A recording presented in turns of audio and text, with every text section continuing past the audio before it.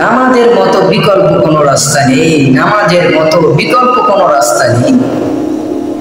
নামাজ এমন একটা জিনিস, এই নামাজ মানুষের চেহারা উজ্জ্বল করে, নামাজ মানুষের বরকত বৃদ্ধি করে, নামাজ মানুষের রিজিক বৃদ্ধি করে, নামাজ মানুষকে সকল হালাল পথে চলায়, নামাজ মানুষকে সুখে রাখে, নামাজ মানুষকে শান্তিতে রাখে।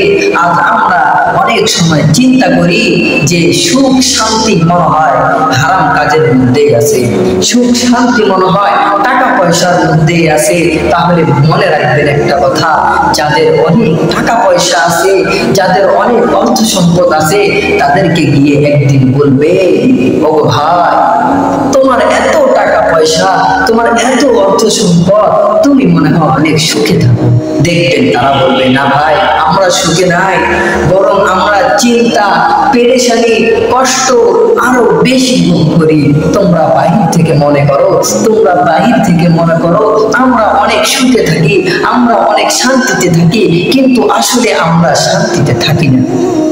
এই জন্য টাকা হলে যে সম্মান, টাকা হলে যে শান্তি, টাকা হলে যে সম্পদ সুখ এগুলো যে হয় তা নয়। টাকা মানুষের সব নয়, টাকা মানুষের সব নয়। আজ আছে টাকা, কাল নাও থাকতে পারে টাকা। আজ আছে টাকা, কাল নাও থাকতে পারে টাকা।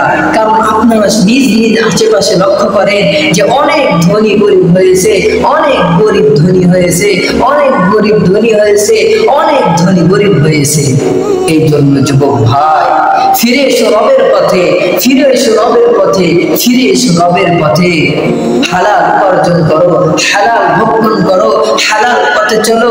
যেই পথে চললে তোমার দুনিয়াতে সাকসেস হবে, তুমি যেই পথে চললে তোমার আখিরাতে সাকসেস হবে, সেই পথে চলার চেষ্টা করো।